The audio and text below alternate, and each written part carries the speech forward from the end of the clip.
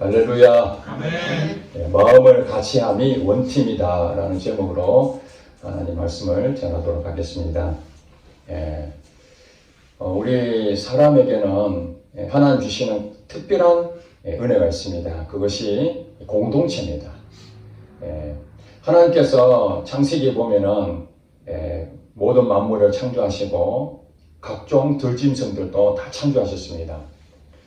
그리고 첫째 날부터 여섯째 날까지 창조하시고 고백하시기를 하나님 보시기에 좋았더라. 좋은 얘기들을 하나님께서는 흐뭇해 하셨습니다. 그런데 성경을 자세히 보면은 하나님이 좋지 않는 마음이 있었던 게 하나 있었습니다. 그것이 무엇이냐면은 사람이 혼자 있으므로 독처함이 좋지 않았다. 그러니까 다른 모든 짐승들은 짝이 다 있었어요. 짝으로 완전하게 됐죠. 그게 이제 공동체가 되는 겁니다. 근데 사람은 아담 혼자밖에 없었어요. 그러니 독처하는 것이 보기에 좋지 않아서 하와를 붙여주셨죠. 그래서 이제 완성된 것이죠. 완성된. 그래서 이제 아담이 하와를 보고 내 살 중에 살이요 내 뼈 중에 뼈다. 한 몸이 된 것이죠. 이것이 사실은 가정 공동체가 시작된 겁니다. 하나님도 한 분이시지만은 세 육격으로 존재하고 계십니다. 성부, 성자, 성령. 그 한 분으로 존재하시면서도 또 육격으로 세 분으로 또 이렇게 존재하고 계신다. 공동체라는 의미를 생각을 할 수 있습니다. 이 공동체의 가장 중요한 게 무엇이겠습니까? 사랑입니다. 사랑. 사랑이 없으면은 깨어지게 되거든요. 그 사랑이라는 것은 결국 하나가 되는 그 원동력이 사랑인 겁니다. 그 하나가 되게 하는 것이 원팀이라고 그렇게 말해요. 원팀. 공동체는 반드시 원팀이 되어야 됩니다. 아담과 하와는 독립된 개체로 두 인간이지만은 두 사람이 한 몸이 되어 한 가정을 이루잖아요. 가정 안에서의 하나가 됐습니다. 사랑의 공동체가 됐습니다. 원팀이 됐습니다. 그러므로 오늘날 우리 인간에게는 이 원팀이라는 그 공동체가 얼마나 소중한지 모릅니다. 하나님 보실 때 참 마음이 아프다, 좋지 않다 하는 것이 혼자, 홀로 떨어져 있는 것, 원팀으로 할 수 있는 것이 없는 것, 이것이 하나님 마음에는 너무 안 되는 거죠. 그래서 이제 원팀으로 이룰 수 있는 가정을 주신 거예요. 그 다음에 우리가 사회생활 하면은 직장을 얻게 되죠. 직장도 하나의 공동체입니다. 사장님과 직원들과 함께 공동체를 이루는데 거기도 어떻게 해야 됩니까? 조직으로 갖춰져 있는 모든 공동체는 사랑의 원리로 원팀이 되어야 됩니다. 가정도 원팀이 되어야 되고 우리가 속해 있는 직장도 원팀이 되어야 될 줄로 믿습니다. 그리고 또 교회도 공동체입니다. 교회도. 그래서 이 교회도 사랑으로 이루어져 있는 공동체이기 때문에 이것도 원팀이 되어야 됩니다. 그래서 여러분들이 학교를 이제 졸업한다든지 그러면은 동문회 모임도 있고 또 자기 취미로 인해 가지고 어떤 조직에 가담하게 되면은 그 모임들이 다 있잖아요, 그죠? 그런 모임들 가운데 여러분들이 아마 제가 볼 때는 한 군데 이상은 다 소속이 돼 있을 거예요. 가정에 있든지 아니면 직장에 있든지 아니면 교회든지 또 자기가 속하는 어떤 공동체. 어떤 사람은 이제 발이 넓어서 굉장히 많은 공동체를 이렇게 연결한 사람도 있습니다. 자, 거기서 오늘 성경에서 말씀하시고 있는 우리가 그 공동체, 조직에서 우리의 믿음의 사람들은 어떻게 살아야 되는가? 왜냐하면은 혼자서 어떤 결정을 내리고 혼자서 사는 사람들, 나홀로족이라고 그러죠. 나홀로족. 집에서 혼자만 살면은 집에서 잠을 자든지 밥을 먹든지 시간을 늦추든지 아침에 안 일어나든지 그 무슨 상관이 있습니까? 본인이 다 책임을 지면 되잖아요. 그런데 집에서 자기 혼자만이 아니라 나 아닌 또 다른 가족이 같이 산다면은 이 공동체이기 때문에 나로 인해 가지고 상대방이 피해를 보는 일이 생기게 되죠. 그런 일이 생겼을 때에 어떤 일이 벌어집니까? 갈등이 생기고 분열이 생기고 원수가 되는 거예요. 이게 원수가. 여러분, 원수가 저 멀리 있는 김일성이, 김정일이, 김정은이 이런 북한만 우리의 원수다 이렇게 말할 수 있는 것이 아니라 가정에서도 원수가 있다는 거예요. 가정에서도.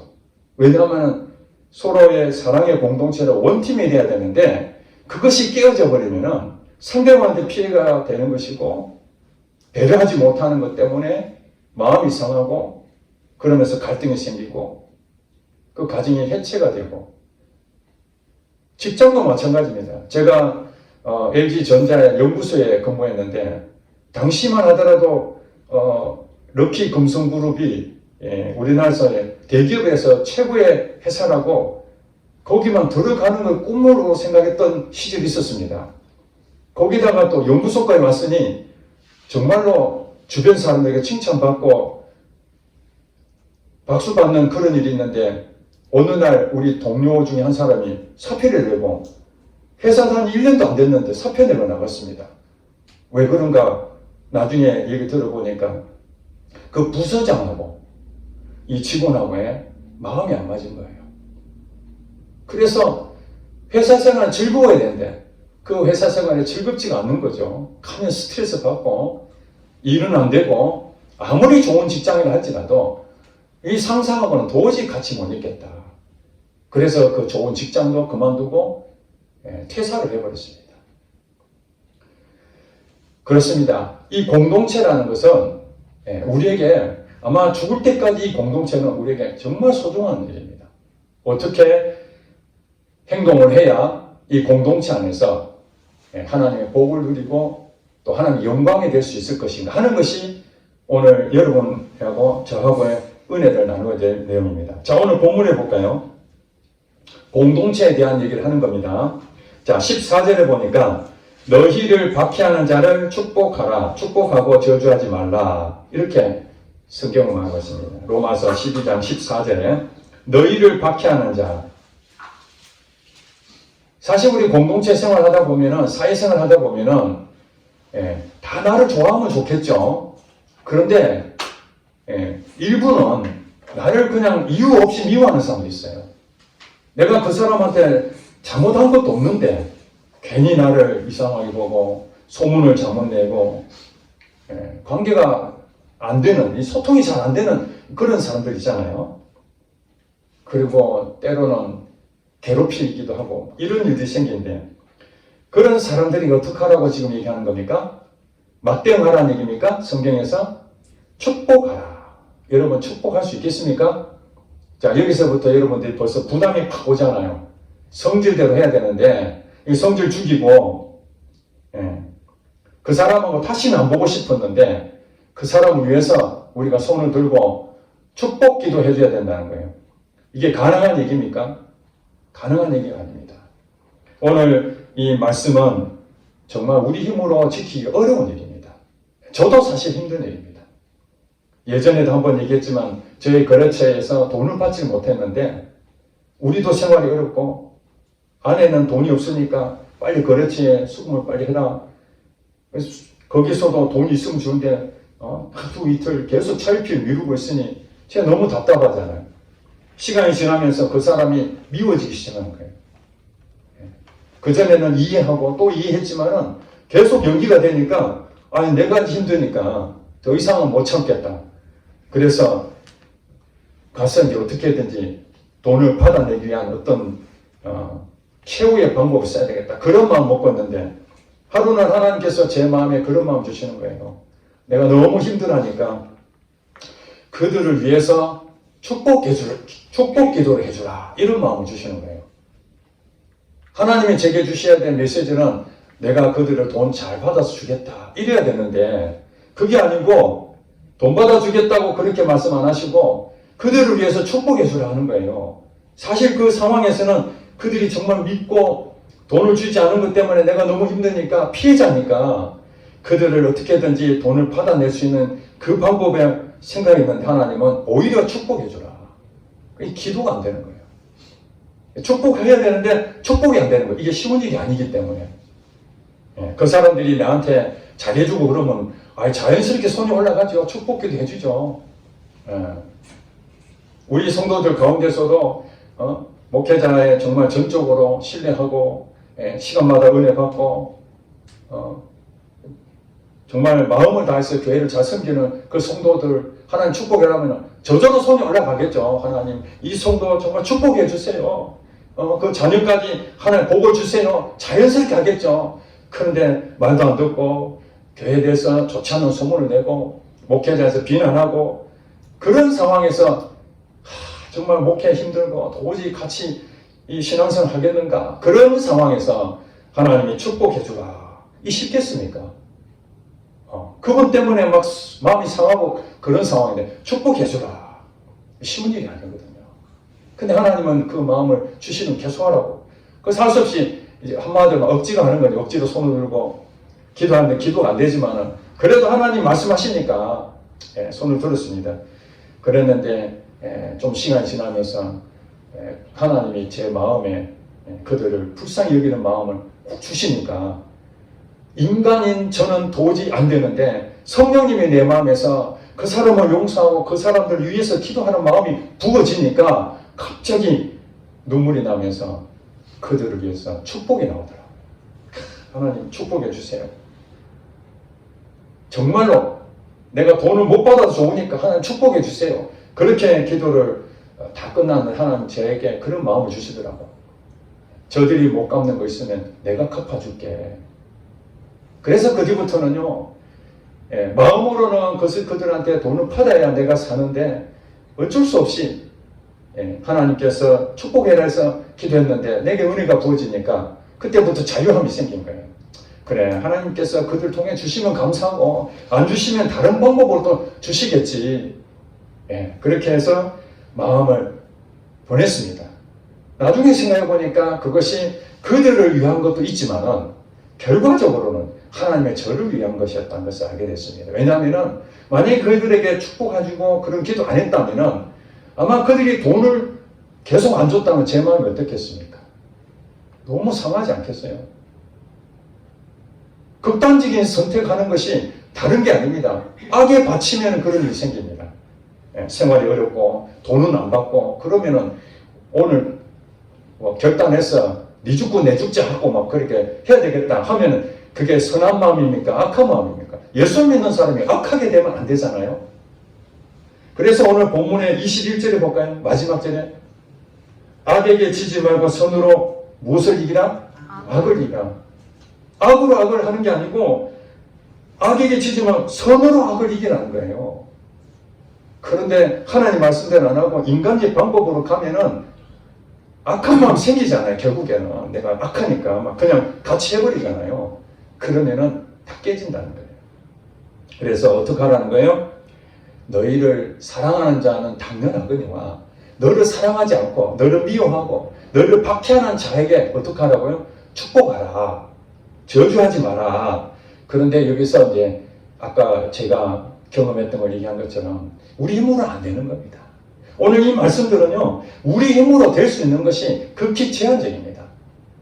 잠깐은 내가 눈 감고 그렇게 해보지, 노력을 해보지만은 잘 안 되거든요. 그러니까 뭐 하라는 거예요? 구하라? 그러면 주실 것이요. 자, 축복이 안 되니까 기도하는 거예요. 하나님, 저 사람 축복해 주세요. 내 마음은 안 됩니다. 그러면 성령이 내게 확 들어와서 축복하게끔 만드는 거예요. 하나님, 저 사람 미워서 도저히 용서가 안 됩니다. 제가 얼마 전에 그런 일이 있었거든요. 우리 목회자들 다양한 사람 만나잖아요. 근데 공동체가 있잖아요. 목회자들도 서로 모임이 있고 그러는데 혼자서 독불 장군 나가면 괜찮은데 공동체를 깨뜨리는 그런 목회자가 있어요. 회비를 잘 안 낸다든지 잘 참여도 안 한다든지 와가지고 늘 불평불만한다든지. 그리고 저는 성향적으로 뭘 한 가지 하면은 이게 완벽하지는 않지만은 그래도 서로 피해를 주지 않는 공동체가 되어야 되지 않겠는가 하는 선에서 보는데 모임을 하게 되면 어떻게 됩니까? 공지를 하잖아요. 언제 어디서 모입니다. 이렇게 공지를 하면은 어떤 사람은 거기에 반응이 금방 옵니다. 네, 알겠습니다. 아니면 뭐 하트를 보낸다든지 이모티콘을 이렇게 올려서 자기 의사를 즉각 표현합니다.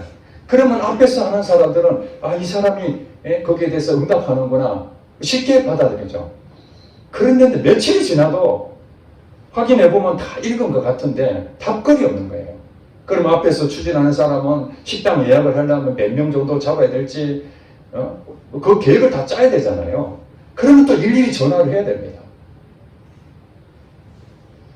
그런데 정말 바쁘고 또 깜빡해가지고 그렇게 실수하는 경우도 있습니다. 그런 건 아무 문제가 없습니다. 인간이기 때문에. 그런데 꼭 그 사람은 한두 번이 아니라 연례 행사처럼 그렇게 하는 분 계시잖아요. 공동체 내에. 그러면 점점 그 사람에 대해서 어떤 마음이 생깁니까? 야, 이 조직을 뭘로 보고 도대체 하려면 제대로 하든지 안 하려면 탈퇴를 하든지 이거 하는 것도 아니고 안 하는 것도 아니고 계속 그 사람에 대해서 이제는 남아있는 사람한테는 안 좋은 영향을 끼치는 거예요. 여러분 100명 중에 한두 명 빠지는 것은 눈에 잘 안 보이잖아요. 그러면 10명 중에 한두 명 빠져버리면 금방 보이잖아요. 그러면은 한두 명 빠졌는데 다음번에도 저 사람도 빠지니까 나도 좀 빠져도 되겠네. 그러면 이 사람 빠지고 돌아가면서 빠지고 그러면 앞에서 하는 사람은 완전히 조직이 무너지게 됩니다. 그런 걸 많이 겪거든요. 저도 어떤 한 분에 대해서 굉장히 시험이 들 정도로 스트레스를 받는 거예요. 같은 조직 안에서 성도도 아니고 목사님 정도면은 그래도 예의를 갖춰야 되잖아요. 이 공동체 예의를 갖춰야 되는데 자기 속내를 드러나지 않고 계속 불편한 그런 관계가 있어서 제 마음으로는 오늘 성경에 보는 것처럼 너희를 박해하는 자를 축복하고 저주하지 말라, 미워하지 마라, 용서하라, 마음을 품어라 이런 말씀은 여러분 다 아시잖아요. 저도 다 알거든요. 성경을 내가 안 본 게 아닙니다. 다 누그럽게 용서하고 다 품어라 아는데 그 사람을 생각하면 막 스트레스가 받는 거예요. 기도를 하면은 그 사람을 기도하면은 좋은 기도 나와야 되는데 막 그냥 기도하는 가운데 그 사람에 대해서 불편한 마음이 내가 막 생기니까 내가 못 견디겠는 거예요. 그래서 마음이 불편해서 제가 그래서 하나님 마음이 불편한 게 중요한 게 아니고 하나님이 나를 보실 때 어떤 마음을 가지실까? 이 목사 너 성도들 앞에 본을 보이고 사랑하라고 메시지 전하면서 그 목사를 용서를 못해? 그렇게 어떻게 막 책망을 받을까봐 내 사람한테는 어쩔 수 없는데 하나님이 나를 어떻게 보실까? 그걸 생각하니까 마음이 너무 무거운 거예요. 그럼에도 불구하고 안 품어지는 거예요. 이게 더 중요한 거는 머리로는 다 이해가 되는데 그냥 한번 눈 딱 감고 품으면 돼. 안 품어지는 거 이게. 그러니까 막 그냥 다시 또 어때 하나님 안 품어져요. 안 품어져요.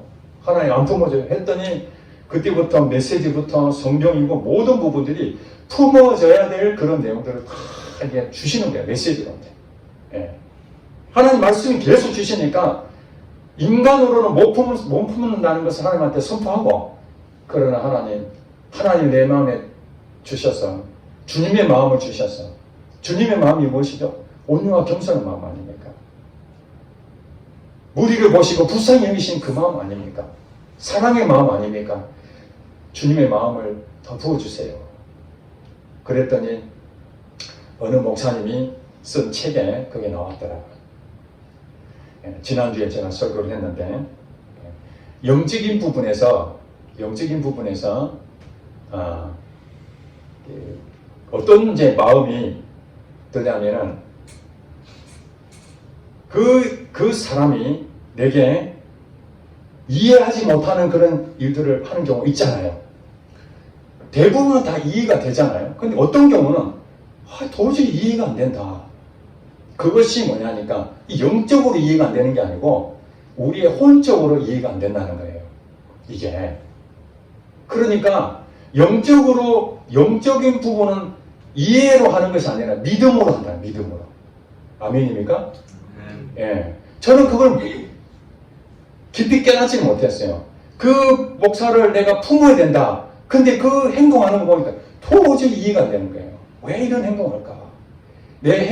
그 사람에 대해서 내 혼적으로 생각하니까 이해가 안 되니까 안 품어지는 거죠. 근데 뭐예요? 성경 말씀을 믿어야 되는 거예요. 그럼에도 불구하고 용서하고 품어라. 그것이 하나님 말씀이잖아요. 그것을 내가 믿으면은 이해는 안 되지만은, 내 혼으로 이해가 안 되지만은 믿으면은 그것이 회복이 된다는 건데, 저는 영적으로 접근하려고 보다는 내 마음을 어떻게든 이해가 돼서 동의가 되면은 내 마음이 품어질 거로 그렇게 이제 생각하는 것이죠. 이제 깊은 깨달음 얻고, 내 지금 생각은 여러분 이해가 됐겠습니까? 지금도 이해를 못합니다. 지금도 그 사람이 왜 그런 행동하는지 지금도 이해를 못합니다. 그런데 이해를 하려고 했던 내 생각을 버리고 하나님의 말씀을 믿기로 선포했습니다. 그것이 오늘 본문 말씀에 공동체에 일어나는 일들은, 여러분들이 어떤 사람들 보면 저 사람 도저히 이해를 못하겠다 이런 사람 있잖아요. 그런 상황에서 여러분들이 이해가 돼야 사랑하고 품고, 그게 아니고 그냥 이해가 안 되면 안 되는데 놔둬야 되는 겁니다. 뭘 믿어요? 공동체는 영적으로 믿는 겁니다. 하나님 말씀해서 품으라면은 나는 안 품어지는데 하나님 품으라 했으니까 하나님 내가 품고 살겠습니다. 그러니 우리가 해야 될 기도가 얼마나 중요하겠습니까? 그냥 안 품어지니까 기도하는 거예요. 하나님, 저 사람 도저히 이해가, 인간적으로 이해가 안 되지만 하나님 저 사람을 영적으로 품을 수 있는 말씀대로 믿어지는 삶을 살게 해 주시옵소서. 이게 기독교인들이 정말 해야 될 일이 바로 그겁니다. 그 다음에 15절에 보니까 즐거워하는 자들과 함께 즐거워하고 우는 자들과 함께 울라. 여러분, 원팀이 뭡니까? 원팀. 한 마음입니다. 한 마음. 그 16절에도 같이 얘기하죠. 서로 마음을 같이 하며, 이 마음을 같이 해야만 즐거워하는 자들과 같이 즐거워하고 우는 자들과 함께 울게 됩니다. 여러분, 저 사람하고 내하고 한 팀이 안 됐어요. 너는 너, 나는 나 이러면서 교회를 다녀요. 그런 상황에서 저 사람이 진급을 했습니다. 과장으로 진급하고 이사로 진급하고 나하고 저 사람하고 별로 관계가 없어요. 같이 교회는 다니지만은. 그러면 여러분, 저 사람 즐거워하는 우리가 말하는 그 좋은 일을 했으니까 박수 쳐줘야 되는데 이 박수가 안 되는 거예요. 그리고 나하고 저 사람 관계없는 저 사람이 교통사고 당했어요. 병원에 입원했어요. 가서 병원에는 갈지 모르지만 마음 깊은 곳에서 정말 안타까운 마음으로 내가 마치 교통사고 당한 것처럼 그렇게 안 여겨진다고요. 이게 원팀이 안 되기 때문에. 이 마음을 같이 한다는 것이 원팀이거든요. 여러분 잘 보세요. 저하고 여러분하고 관계가 성도와 목회자의 관계잖아요. 목회자의 마음이 있고 성도들 마음이 다 있잖아요. 그러면 여기서 말하는 서로 마음을 같이 한다는 말이 무엇입니까? 목회자 마음과 성도님들의 가지고 마음이 하나가 되는 일치잖아요. 이게 원팀이잖아요. 그런데 무슨 잡음이 있겠습니까? 무슨 갈등이 있겠습니까? 무슨 싸움이 있겠습니까? 말이 안 되는 거죠. 그럼 반대로 얘기하면은 목사의 마음과 성도의 마음이 서로 같지 않으면은 어떻게 되는 일이 됩니까? 서로가 갈등이 생길 수 있는 여지가 있죠. 그냥은 아무 문제가 없습니다. 어떤 일을 한다든지 회의를 한다든지 그러다 보면은 서로가 가지고 있는 생각들이 있잖아요. 마음이 다 있으니까. 그러면 그 마음을 가지고 이런저런 얘기해서 그렇게 해서 그 마음들이 서로가 다르지만은 그게 이렇게 조정돼 가지고 하나가 되는 게 합의가 된다는 거잖아요. 그렇죠? 우리가 공동체에서 어떤 회의를 한다는 얘기는 뭐냐면은 서로 각각의 가지고 있는 마음들이 다르기 때문에 그것을 하나로 모을 수 있는 지혜가 회의거든요. 협의. 지금 의료 대난이라 그래서 지금 의사들과 정부하고 지금 극단적인 대립을 하고 있잖아요. 그 극단적인 대립을 해서 이 갈등이 큰 마음이 된다는 거예요? 안 된다는 거예요? 안 되는 것이 이렇게 된 거잖아요. 정부의 마음과 그 다음에 이 의사들의 마음이 하나가 안 되니까 서로 갈등이 생기고 극단적인 대치를 하는 거예요. 이게. 그래서 서로가 국민들도 그렇고 다 뭐라 합니까? 서로가 같이 얼굴을 맞대고 마음을 같이 해라. 이게 원팀을 하라는 거죠. 원팀이 된다는 얘기는 모든 갈등이나 이런 거 다 해소가 되는 겁니다. 자, 사단이 가장 좋아하는 것이 뭐냐면은 원팀을 깨뜨리는 겁니다. 독불 장군은 혼자서 다 이렇게 하길 바랍니다. 마음이 서로 나뉘어지는 겁니다. 마음이 나누어지면 그다음부터 나타나는 현상들이 뭡니까? 다툼이 생기고 갈등이 생기고 분리가 되는 겁니다. 분열이 되는 겁니다. 회사도 마찬가지로 회사도 사장님과 직원이 서로 마음이 하나가 되어야 되잖아요.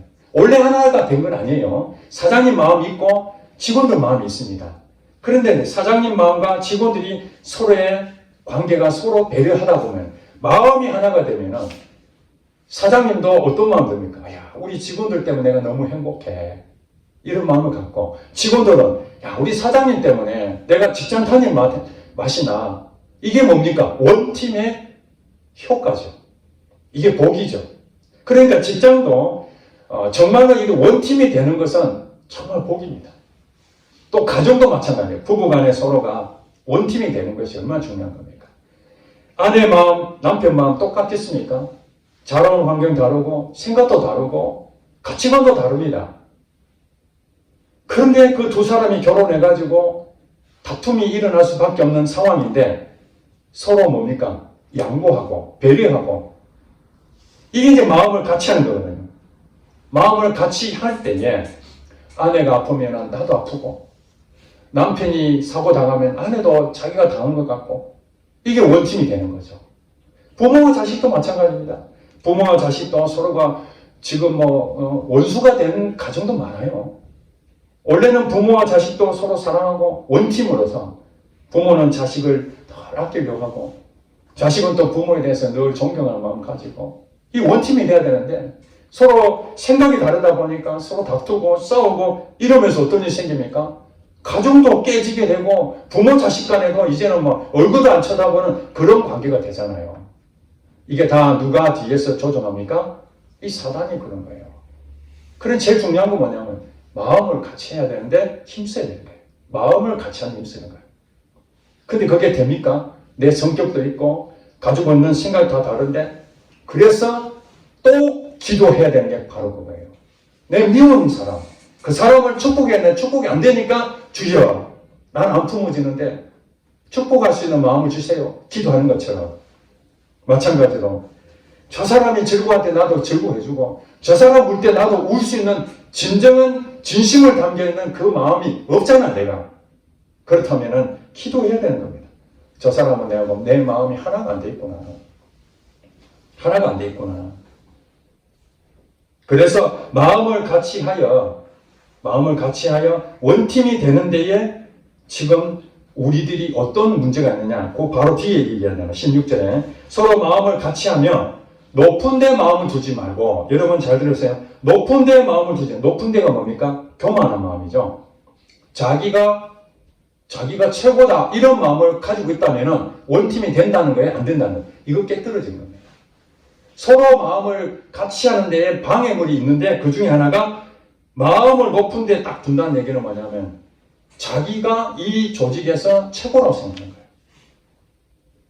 사장님이 생각할 때 이 직원들 내가 돈을 주고 고용했으니까 전부 다 내 말 들어. 이 갑질하는 거잖아요. 사장이지만 직원들을 친형제처럼 나의 동급으로 그렇게 여기는 그 사장. 그게 마음을 높은 데 두지 않는 것이죠.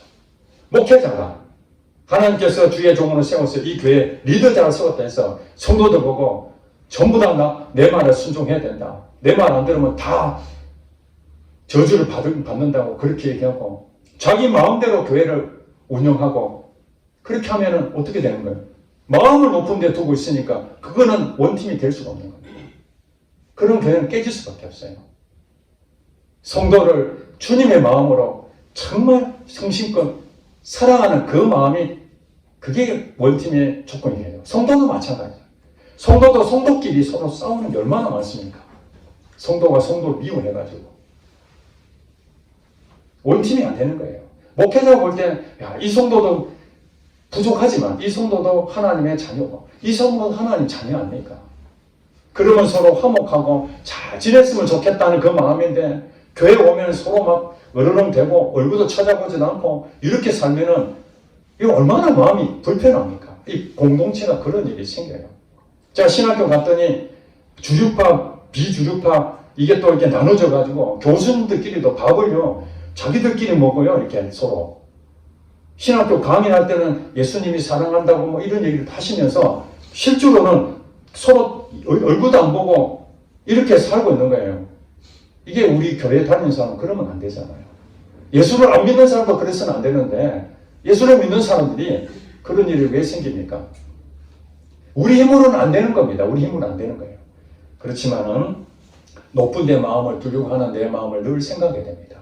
어떤 문제가 생기면은 그 사람 먼저 손가락 찰 것이 아니라 나 자신이 혹시 그 사람을 낮추거나 비하하거나 성도들끼리 서로 다툼의 많은 부분 중에 하나가 뭐냐면은 많이 배우고 많이 가진 자들 때문에 가난하고 많이 배우지 못한 사람들이 열등감이 있거든요. 그런 사람들에게 말 한마디 잘못해가지고요 상처를 받습니다. 상처를. 요즘 뭐 노인 비하 그런 거 많이 하잖아요. 정치인도 노인 비하한다고.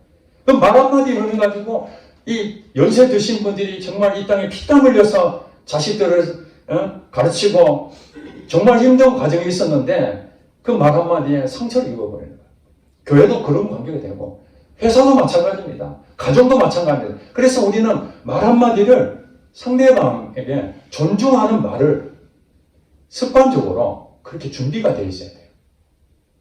오늘날 국회의원 되는 국회의원 공천을 받았는데 과거에 페이스북에 올렸던 여러 가지 욕설, 여러 가지 좋지 않은 것 때문에 지금 어떤 일이 생겼습니까? 공천 취소가 되는 자기 인생에 정말로 국회에 들어가서 큰일 한번 해보겠다고 그런 마음을 먹었는데 공천 취소가 되어버렸어요. 이제 와서 잘못했다고 그렇게 말을 하지만은 과거에 일어났던 것도 없어지는 것이 아니라는 거예요. 그래서 높은 데 마음을 두지 말고 도리어 어디에 처하라고요? 낮은 데 처하라. 그러니 겸손한 마음을 늘 가져야 됩니다. 어떤 일이 생기면 남을 먼저 탓하기 전에 내 자신이 혹시 잘못한 건 없는가? 하나님 앞에 하나님 내가 혹시 상대방에 대해서 배려하지 못한 건 없었습니까? 내가 혹시 말에 실수한 건 없었습니까? 그리고 그 다음에 뭐랍니까? 스스로 지인은 자지 말고. 이게 다 높은 마음이냐. 자기 스스로 잘난 척하고 주장하고 이게 맞다 하고 하면 어떻게 됩니까? 그 생각과 다른 사람들은 다 틀린 것이 되는 거예요. 여러분, 우리 하나님께서 똑같이 안 만들었어요. AI처럼 얼굴이나 모든 거 똑같이 안 만들고 성격도 똑같이 안 만들고요. 성격도 다 다르게. 여러분 MBTI 하면은 다양한 성격 나오잖아요. 다양하고 얼굴도 다르고 사람이 80억 인구가 있는데 얼굴이 똑같은 사람이 거의 없잖아요. 쌍둥이조차도 찾아보면 그 찾아낸다는데 그런데도 하나님께서 이런 상황에서도 왜 똑같이 안 만들고 다양하게 했을까요? 다양성을 통해서 하나가 되라는 거예요. 이게 다양성을 통해서. 그게 쉬운 일은 아니에요. 그런데 자기가 좀 배웠다고 좀 안다고 상대방을 막 무시하고 내 말이 맞다 하고 막 주입시키고 이렇게 되면은 이게 틀린 게 아니거든요. 각각의 가지고 있는 개성과 다름이 다 있는 것을 존중해야 돼요. 아, 저 사람은 이 부분에서 아직 깨닫지 못해서 지금 그렇게 말할 수 있구나. 그러고 이해를 해야 돼요.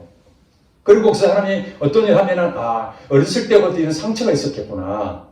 그래서 지금 이런 말 하는구나. 이런 것들이 복합적인 부분이 어느 한 부분만 있는 건 아니거든요. 그 사람이 인격이 형성되기까지 수많은 세월과 또 환경과 또 유전자와 이런 것들이 버무려져 있거든요.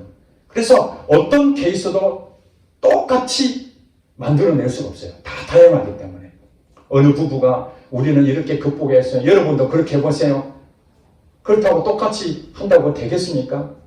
서로 가지고 있는 게 다른데 결국에는 자기가 더 많이 가졌고 더 많이 배웠고 남보다 더 앞서 있는 사람일수록 오히려 시기 질투를 받을 수 있는 상황이 되고 상처를 받을 수 있으니 뭐 해야 됩니까? 우리 믿는 사람은 바짝 엎드려야 됩니다. 여러분 바짝 엎드려. 그게 진정성이잖아요. 나 회개했어? 그리고 똑같이 반복해서 잘못하면 그거 진정성 느껴집니까? 아니잖아요. 내가 진짜 잘못했으면 느껴지잖아요. 진정성은. 그게 회개입니다. 그리고 17절에 보니까 아무에게도 악을 악으로 갚지 말고 모든 사람 앞에서 선한 일을 도모하라. 왜 그렇다고요? 그게 19절에 나옵니다. 내 사랑하는 자들아 너희가 친히 원수를 갚지 말고 하나님의 진노하심에 맡기라. 기록되었으되 원수 갚는 것이 누구에 있어요? 하나님께 있다는 거예요. 내가 갚고. 그러니까 여러분들이 어떤 원한이 며칠만큼 어떤 사람 나한테 계속 핍박하고 나는 잘못한 게 없는데 사장님이 자꾸 나한테 힘들게 하고 내 주변 동료들이 나를 힘들게 하고 괴롭히는 사람도 있잖아요. 원수 같은 사람들, 악하게 하는 사람 있잖아요. 그런 사람들을 내가 막 그냥 분노가 돼가지고 복수하는 마음이, 그런 마음이 있을 수 있습니다. 인간이기 때문에 막 분노가 일어납니다. 그렇다고 해서 그 사람하고 똑같이 해주면 안 된다는 거예요. 똑같이 해주면은 그것이 이제 하나님께 맡겨라는 거죠. 하나님이 어떤 분입니까? 선으로 다 움직이시는 분이에요. 하나님 다 심판하십니다. 그렇기 때문에 악한 일을 당한다 할지라도 그를 축복해주면은 결국에는 그 사람 하나님 회개시키든지 아니면은 심판하시든지, 그리고 나는 용서한 나는 뭐예요? 자유함을 얻고 평강을 얻고 하나님 내게 용서한 그 말씀대로 실천했으니까 내게 또 상급이 있는 거예요. 그래서 원수 갚는 것은 하나님께 있기 때문에 내게 아무리 해코지하고 안 좋은 그런 영향이 있다 할지라도 사람에게 대해서는 우리가 판단해서 그 사람을 대적한다든지 그 사람하고 싸운다든지 그러면 예수 믿는 사람 백발백중 주님 앞에 반드시 자기 자신이 느낍니다. 양심의 가치를 느낍니다. 내가 참았어야 되는데, 내가 조금 용서했었어야 되는데, 내가 왜 그랬지? 진짜 예수 믿는 사람들 그런 마음 같습니다. 내가 여기서 절제했었어야 되는데, 아이고 이 주둥이 괜히 말을 해가지고 쏟아가지고 입이 더 펴었네, 막 그런 마음이 생기잖아요. 인간이기 때문에 실수할 수 있습니다. 그러니까 우리가 뭐 하라고요? 그래서 기도하는 거예요. 하나님 내 입술 주장해 주세요. 하나님 내 말로 인해서 상처받지 않게 해주세요. 또 내가 내 안에도 쓴뿌리가 있잖아요. 내 안에 상처받은 게 있잖아요. 나도 모르게 막 튀어나오는 거예요. 하나님 내 안에 있는 상처들 다 치유하게 해주세요. 그래야 내가 건전한 마음으로 건강한 마음으로 이렇게 해야지. 내가 그동안에 잘못된 사고방식 가지고 있는 그대로 그걸 고치지 않으면요, 잠잠하게 있다가 어떤 일이 생기면 막 튀어나옵니다. 그게. 이러면 그렇잖아요. 화도 그냥 평상시에는 괜찮은데 어떤 뚜껑 열릴 만한 일이 생기면은, 그 사람 그렇게 안 봤는데 독해. 그런 거 여러분 많이 들어봤잖아요. 사람이 정말로 착한데 저 사람 어떻게 그런 살인죄를 저질렀지? 그런 얘기 많이 듣잖아요. 주변 사람들은 평판이 참 점잖은 사람입니다. 참 착한 사람입니다. 이웃에게 참 베푼 사람이었습니다. 그랬는데 그 사람이 어떻게 그런 일을 저지를 수 있었죠? 그 사람 안에 눈에 보이지 않는 어렸을 때의 상처라든지 그 관계로 인해서 분노나 절제가 안 된 그 상황에서 어느 한 상황이 되니까 그게 그대로 나타난 거거든요. 공동체가 그래서 깨지는 겁니다. 그래서 결론의 말씀입니다. 18장 다 같이 읽어보겠습니다. 시작. 할 수 있거든 너희로서는 모든 사람과 더불어 뭐하라? 화목하라. 여기 보니까 할 수 있거든 이렇게 말했어요. 사실은 어려운 일이란 얘기죠. 너희는 무조건 그렇게 해라 이게 아니고 할 수 있거든. 정말 힘든 거예요. 화목하는 게 정말 힘든 거예요. 왜냐하면 마음과 마음이 다르기 때문에 하나가 원팀으로 된다는 게 너무 힘든 거예요. 그렇지만은 할 수만 있다면, 이왕이면 다홍치마 그 얘기잖아요. 가능하면은 화목해라. 그냥 가능하면 화목해라. 그러면 어떤 일이 생깁니까? 더 나쁜 일이 안 생긴다는 거예요. 교회도 목사와 성도가 서로 원팀이 되어서 할 수 있거든.